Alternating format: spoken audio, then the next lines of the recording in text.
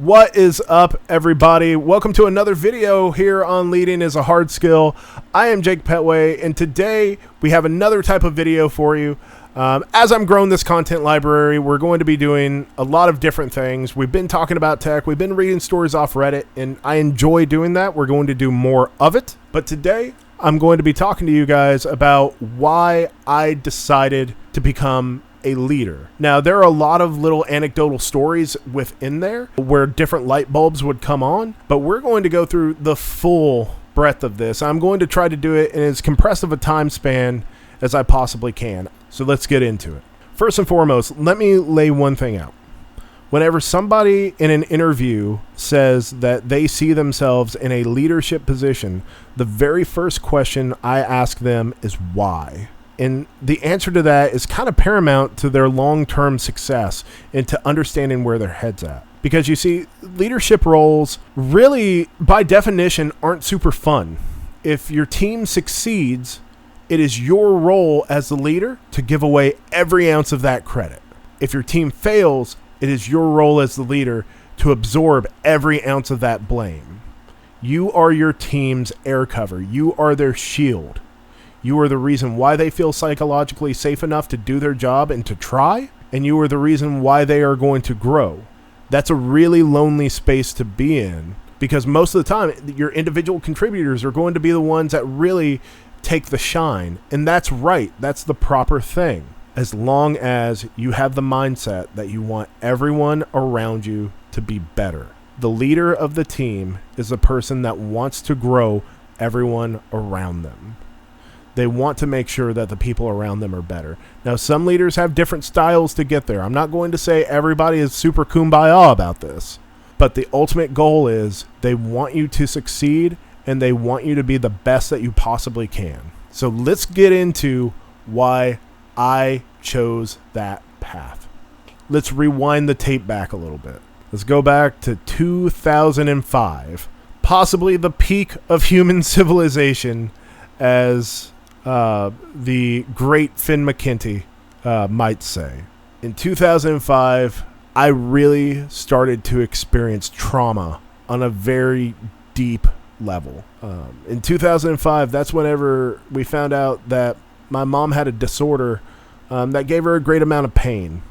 And I would wake up to screams and I would go to sleep to screams. And now keep in mind, I grew up in a portion of Kentucky that you would definitely look at and say, this is the South. So I grew up going to church on Sundays, going on Sunday nights, going on Wednesday evenings. I grew up in that atmosphere, but I never matured my faith past a point. And that's kind of crucial to where we're going with this story. Because at 19, whenever I experienced all that, I couldn't reconcile it. I didn't have the coping mechanisms to say that this was good, bad, fit within the narrative of scripture, however that looks. I didn't have that tool in the toolbox. So I apostatized. I left faith. And that would inform the next 5 years of my life for how I handled that trauma, how I handled that depression, how I handled that self-loathing, how I handled a good amount of the issues that popped up in my life. I'm glad that I did go through that, because now I have a deep understanding for what some of the warning signs look like whenever somebody is really going through something. And it looks different for everybody, but there are signs where, you can see it's like, something ain't right here. So I go through that. Flash forward a few years to 2007. And unfortunately, my mother passes in November of that year. Go forward to 2008. My sister has one of my sisters has some substantial medical issues that are still present to this day. Then into the next year, just a few months later, we find out that my 12-year-old nephew at the time had a terminal illness. He also had cancer. So this trauma is compounding. And the thing about trauma, if left untreated, it's exponential.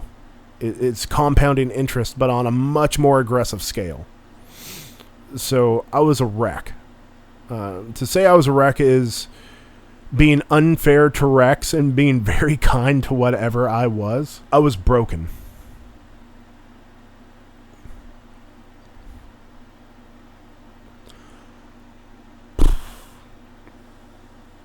That's the best way I can put it. I was deeply broken, and I was turning to self-medication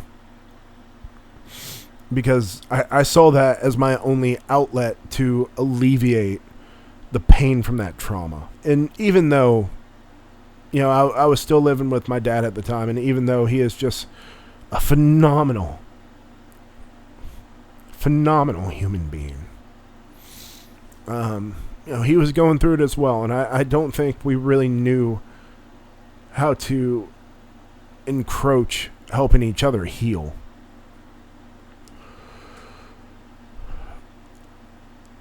Or how to encroach on helping each other heal, or approach, whatever the right word is in that scenario. I don't believe either of us really knew how to get there at that time.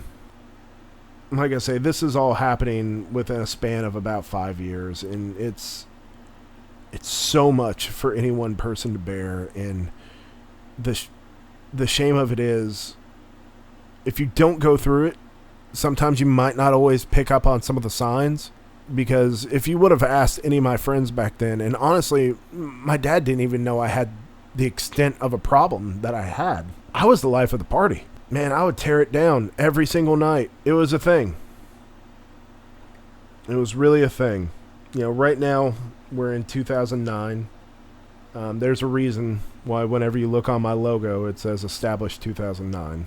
At that point in my life, I prayed for the very first time in years. And I remember being well past the point where the breathalyzer wouldn't just melt on contact. I remember looking up at my ceiling and making the statement, if you exist and you give a damn about me, you'll give me a second chance. I'll believe anything you say. I just need a second chance because I don't think I'm strong enough to do it on my own.